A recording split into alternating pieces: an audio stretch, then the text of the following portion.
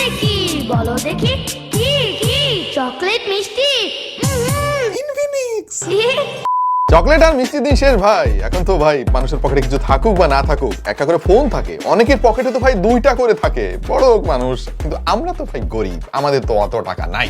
আমাদের দরকার হচ্ছে দামে কম মানে ভালো এইরকম কোম্পানির কোনো ফোন। যেমন ইনফিনিক্স, তারা কিন্তু বেশ ভালোই পপুলার কম দামে ভালো স্পেকের ফোন দেওয়ার জন্য। এবছরই ইনফিনিক্স রিলিজ করে ফেলেছে তাদের নতুন আরো একটা ফোন, ইনফিনিক্স হট 40i। এই ফোনটা ইনফিনিক্স আমাদের স্টুডিওতে পাঠিয়েছে বেশ কিছুদিন আগে আপনাদের জন্য। আমরা ভাই কয়েকদিন ধুমায়া ব্যবহার করছি এই ফোনটাকে, এবং আমরা কি বুঝলাম কি বুঝলাম না, কি ভালো লাগছে কি লাগে নাই, সবকিছু আজকে বলে দেবো ভাই। সুতরাং শুরু থেকে শেষ পর্যন্ত যদি আপনি দেখেন তাহলে ক্লিয়ার একটা মেসেজ পেয়ে যাবেন। আমার নাম ওয়াহিদ আর আপনারা দেখছেন আপনাদের ভালোবাসা চ্যানেল টিটিপি। মানে কি বলেন তো? তাই না টু না পাস। সবার আগে দামটা জানিয়ে দেই ভাই, এই ফোনটার একটাই ভেরিয়েন্ট 8128 বাংলাদেশের বাজারে পাওয়া যাবে 14,000 টাকায়। এবং এই ফোনটা পাওয়া যাবে এইরকম বিশেষ একটা বক্সে। যারা মোবাইল লিজেন্ডস গেমটা খেলেন তারা তো খুশি হয়ে যাবেন। মোট 3টা কালারে এই ফোনটা পাওয়া যাবে, পালম ব্লু, হরাইজন গোল্ড আর আমাদেরটা হচ্ছে স্টারলিট ব্ল্যাক। এবং চলেন ডিজাইন নিয়ে শুরু করি ভাই। ডিজাইন নিয়ে আমি একটু হতাশ হয়েছি, মানে কোনো বৈচিত্র্য নাই মনে হয় ডিজাইনারের আসলে মাথা খাটাইতে ইচ্ছা করতেছিল না, অথবা মন মেজাজ ভালো ছিল না। জাস্ট স্মার্ট 8 ফোনটারে দেখে দেখে ওই ডিজাইনটাই এখানে বসাই দিয়েছে। এরপর ইন্টারনেটে একটু ঘাটাঘাটি করে দেখতে পেলাম তাদের আরো এক হালি সেম ডিজাইনের ফোন রয়েছে। এই যে দেখেন স্মার্ট 8, এরপরে আছে hot 40, hot 40 pro, smart 8 HD আর আমাদের হট 40i। 5টা ফোনের চেহারাই একই ভাই। বাই দ্য ওয়ে, ফোনের বেজেলের পরিমাণ কিন্তু ভালোই লক্ষণীয় এবং এই বাজেটে সেটাই হওয়াটাই স্বাভাবিক। তবে মন্দের ভালো হচ্ছে তারা 5 হোল কাটআউট ক্যামেরা ব্যবহার করেছে এখানে, যেটা আসলে ফোনটাকে বেশ প্রিমিয়াম একটা লুক দিয়েছে। পেছনে গ্লাস ফিনিশ আমি দেখতে পাচ্ছি, কিছুটা স্যান্ডস্টোন একটা প্যাটার্ন রয়েছে এবং দেখতে বেশ ভালোই লাগে, নিট এবং ক্লিন একটা ফিল পাবেন। তাদের ব্র্যান্ডিংটাও খুব একটা বড় রাখে নাই তারা। সো ওভারঅল এটা ডিজাইন আমার কাছে মোটামুটি লেগেছে। 6.56 ইঞ্চির একটা আইপিএস প্যানেল তারা ব্যবহার করেছে এবং ডিসপ্লের কোয়ালিটি মোটামুটি লাগলো আমার কাছে। আর এটা রেজলিউশন কিন্তু এইচডি+। এটা একটু হতাশ হয়েছি আমি ভাই, কারণ 14,000 টাকা দামের ফোনে আমাদের ফুল এইচডি ডিসপ্লে চাই। 90 হার্জের রিফ্রেশ রেটও আছে, বাট ওইটা আসলে এইচডি+ ডিসপ্লেতে খুব একটা কাজের বলে আমার কাছে মনে হয় না। টাচ রেসপন্স ঠিকঠাক থাকলেও কালার শিফটিং ইস্যু আছে কিছুটা, এবং ডে লাইটে এটার ব্রাইটনেসের অবস্থা খুব একটা ভালো মনে হয়নি আমার কাছে। সুতরাং এখানে এসে কিন্তু মাইনাস পয়েন্ট খেয়ে গেছে ভাই এই ফোনটা। এবং ইনফিনিক্সের ফোনেই কিন্তু আরো ভালো ডিসপ্লে আমরা দেখেছি, আমাদের প্রত্যাশা আসলে আরেকটু বেশি ছিল। হার্ডওয়্যার সেকশন নিয়ে আলাপ করে ফেলি আসেন, ওইটাই তো আসল। হ্যাঁ, এবং এই প্রথমবারের মতো ইনফিনিক্সের কোনো ফোনে আমরা দেখতেছি ইউনিএসওসি চিপসেট তারা ব্যবহার করছে, এবং এখানে তারা ব্যবহার করেছে ইউনিএসওসি T606। এনিওয়ে, ইউনিএসওসি আমি খারাপ বলতেছি না, কিন্তু ফোনের দাম যেহেতু 14,000 টাকা ভাই, এই প্রসেসরটা আমার কাছে একটু দুর্বল মনে হলো। হ্যাঁ, তার কারণ হচ্ছে এই দামে, ইভেন এর চাইতে কম দামে অন্যান্য ফোনে আরো ভালো চিপসেট দিছে, ইউনিএসওসিরই আরো ভালো চিপসেট দিছে, যেমন T616, T612 ইত্যাদি ইত্যাদি। সো আনফরচুনেটলি স্পেকে এসে ইনফিনিক্স কিন্তু ভাই মাইনাস পয়েন্ট পেয়ে গেছে। তবে 8GB র্যাম আর 128GB মেমোরি নিয়ে ফোনটা কিন্তু ভালোই এগিয়ে থাকবে, কারণ 14,000 টাকার ভেতরে আসলে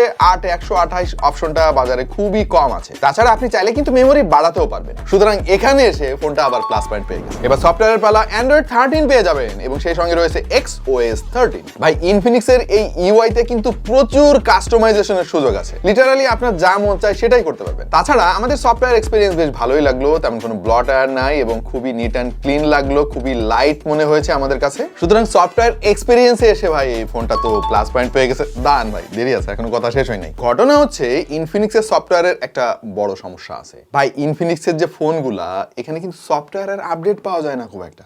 এটা খুবই কষ্টের ব্যাপার ভাই। যারা ইনফিনিক্সের ফোন কেনেন তারা এই অভিযোগটা বারবার করেন যে ভাই সফটওয়্যার আপডেট করি, একটা ফোনে তো বারবার আপডেট আসে, ওইটার এক্সপিরিয়েন্স দিনকে দিন উন্নত হয়, কিন্তু ইনফিনিক্স ভাই এটা জানি না কি মনে করে তারা আপডেট খুব একটা দেয় না। সো এখানে এসে আবার মাইনাস পয়েন্ট পেয়ে গেছে। সুতরাং মাইনাস আর প্লাসে ভাই মাইনাস হয়ে গেছে। বুঝলাম হার্ডওয়্যার একটু দুর্বল দিছে, সফটওয়্যার ভালো আবার খারাপ, পারফরমেন্স কেমন এইটাও কও ভাই। পারফরমেন্সে এসে কিন্তু আমরা আবার খুশি হয়ে গেছি ভাই। 8GB র্যাম থাকার ফলে আপনি প্রচুর অ্যাপ ব্যাকগ্রাউন্ডে রান করতে পারবেন, মাল্টিটাস্কিং এক্সপেরিয়েন্স ভালো পাবেন, অ্যাপগুলো খুব দ্রুত ওপেন হবে, ওভারঅল বাটার স্মুথ একটা এক্সপেরিয়েন্স পাবেন যদি দামের কথা আপনি মাথায় রাখেন। আমরা টেস্ট ফেস সব করে ফেলছি ভাই। AnTuTu স্কোর আসছে 2,47,351। গিগবেঞ্চের স্কোরও ভালো, 360 277 হচ্ছে সিঙ্গেল করে, মাল্টি করে 1387। বোঝাই যাচ্ছে যে সফটওয়্যার আর হার্ডওয়্যার বেশ ভালোভাবেই আসলে অপটিমাইজড, এবং এই দামে আরো যে সমস্ত ফোন আছে তার মধ্যে কিন্তু এটা উপরের দিকেই থাকবে। মজার ব্যাপার হচ্ছে স্কোরের দিক দিয়ে এটা কিন্তু ইনফিনিক্স এর সঙ্গেই লড়াই করতেছে, এবং ইনফিনিক্স এর আরো বেশি দামি ফোনকেও পেছনে ফেলতেছে এই ফোনটা। তাছাড়া অন্যান্য কোম্পানির সিমিলার ফোনগুলোর সাথে যদি আমি একটু কম্পেয়ার করি তাহলে খেয়াল করেন 17 এবং 18,000 টাকা দামের ফোনকেও কিন্তু এটা বিট করে ফেলেছে। আমরা এটা দিয়ে টুকটাক গেমিংও করছি, বাট এইটা তো ভাই কোনোভাবেই গেমিং ফোন না। আপনি শখের গেমার হয়ে থাকলে ছোট ছোট গেমগুলো খেলতে পারবেন, আর PUBG, free fire, call of duty, asphalt 9 এই ফোনগুলো পারবেন খেলতে, তবে ভাই খুব একটা সুবিধা করতে পারবেন না। এনিওয়ে, এই দামের ফোন দিয়ে তেমন কেউ গেমিং করতেও চায় না, সুতরাং আমি কিন্তু ওভারঅল এর পারফরমেন্সে খুশি, এবং এখানে এসে এই ফোনটা প্লাস পয়েন্ট পেয়ে গেছে। চলেন ক্যামেরা নিয়ে একটু আলাপ করে ফেলি। মেইন সেন্সর হচ্ছে 50 মেগাপিক্সেলের, আর সেলফি শুটার হিসেবে তারা ব্যবহার করেছে 32 মেগাপিক্সেলের একটা সেন্সর। কিন্তু ভাই এটা শুধু নামেই বেশি, কাজে তার প্রমাণ দিতে পারে নাই। ছবির কোয়ালিটি দেখে আসলে খুব একটা খুশি হতে পারলাম না, আমি খুবই দুঃখিত। দেখেন খেয়াল করে ছবিগুলা, ব্যাকগ্রাউন্ডের অবস্থা দেখেন, একদম মনে হচ্ছে যে আগুন জ্বলে গেছে। এক্সপোজার কন্ট্রোলে ভয়ানক সমস্যা আছে এই ফোনটার। আমি জানি না আমাদের ইউনিটের প্রবলেম কিনা, ডিটেইলের অনেক ঘাটতি পেয়েছি, ডাইনামিক রেঞ্জ নাই বললেই চলে। বেশিরভাগ ছবিগুলো কিন্তু ওভারব্লোন করে ফেলে এবং মাঝে মাঝে ওয়াশড আউট করে ফেলে। তবে হ্যাঁ, কন্ট্রোল লাইটিং কন্ডিশনে আবার ছবি বেশ ভালোই এসেছে। তবে খুশি হতে পারি নাই এটার পোর্ট্রেট ফটোগ্রাফি দেখে। খেয়াল করে দেখেন এই ছবিগুলো ব্যাকগ্রাউন্ড ব্লার করতে গিয়ে মানে মানুষটারই ব্লার করে ফেলছে। সো এটা দিয়ে পোর্ট্রেট ফটোগ্রাফি করে খুব একটা সুবিধা করতে পারবেন না। আর ছবিগুলো একটু জুম করে দেখেন, প্রচুর গ্রেইন, প্রচুর নয়েজ। আমার মনে হয় ইনফিনিক্সকে এখানে আসলে একটু কাজ করা দরকার। তবে হ্যাঁ, সেলফি ফটোগ্রাফি মোটামুটি মানে খুব একটা খারাপ মনে হয় নাই আমার কাছে। কিন্তু ওই যে 32 মেগাপিক্সেল বললেই আপনি তো ভাববেন যে অনেক ভালো ছবি আসে, ওই রকম কিছু আপনি পাবেন না। ভিডিওগ্রাফি করা যাবে সর্বোচ্চ 1080p রেজলিউশনে 30 fps এ, এবং স্টেবিলাইজেশনের অবস্থা ভাই খুবই খারাপ। সো ওভারঅল এটার ক্যামেরা সেকশনে এসে আমি একটু হতাশ হয়েছি। ইনফিনিক্স ফোনের ক্যামেরা আরো ভালো আমরা পেয়েছি, এর চাইতে কম দামি ফোনেও পেয়েছি ভাই। সুতরাং আমি খুবই দুঃখিত ভাই, এখানে এসে মাইনাস পয়েন্ট খেয়ে গেছে ফোন। এবং এই টোটাল সেটআপটাকে পাওয়ার আপ করার জন্য তারা ব্যবহার করেছে 5000 mAh এর ব্যাটারি। হতাশ হওয়ার দরকার নাই, ফাস্ট চার্জিং আছে, 18 ওয়াটের ফাস্ট চার্জিং পাবেন, এবং এর ব্যাকআপও ভালো ভাই। হ্যাঁ, আমরা দেখছি ব্যবহার করে আপনি সারাদিন আরামসে কাটিয়ে দিতে পারবেন। সুতরাং ব্যাটারি এবং চার্জিং এ সেই ফোনটা ভাই প্লাস পয়েন্ট পেয়ে গেছে। এবং দুঃখজনক হলেও সত্যি এই ফোনটা আরো একটা জায়গায় এসে মাইনাস পয়েন্ট খেয়ে গেছে, আর সেটা হলো এর লাউড স্পিকার। ভাই ইনফিনিক্স ফোনগুলোর স্পিকার কোয়ালিটি আসলে আমার খুব একটা পছন্দ হয় না। এটার কোয়ালিটি কেমন জানি মনে হয় টিনের কোটার মধ্যে ক্যান ক্যান করে বাজতেছে, ফুল ভলিউমে ডিস্টোর্ট করে, বেজ নাই। সো লাউড স্পিকার সেকশনে এসে আসলে আমি খুশি হতে পারি নাই, এখানে এসে ভাই মাইনাস পয়েন্ট খেয়ে গেছে।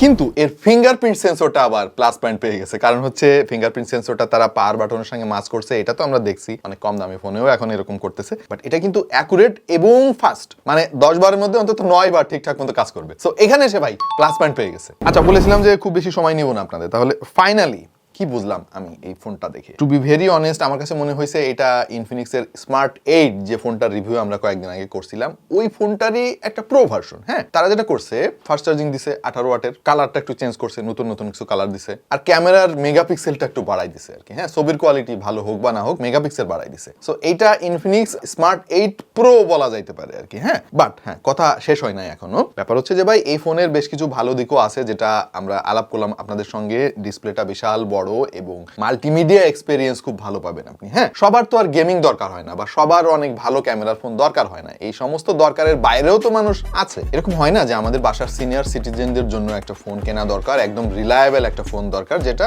লং টাইম আপনি ইজিলি ইউজ করতে পারবেন কোনো ঝামেলা ছাড়াই। তাদের জন্য এই ফোনটা আবার ঠিক আছে। সো এই তো, আমাদের সোশ্যাল মিডিয়াতে একটু জয়েন করেন ভাই। আমরা টিকটক, ফেসবুক, ইনস্টাগ্রাম সব জায়গায় আছি, ডেসক্রিপশনে লিঙ্ক দিয়ে দিচ্ছি। এই তো, দেখা হয়ে যাবে অন্য কোনো ভিডিওতে, ভিন্ন কোনো বিষয় নেই। সেই পর্যন্ত সবাই ভালো থাকুন, সুস্থ থাকুন, আর দেখতে থাকুন Take to the point.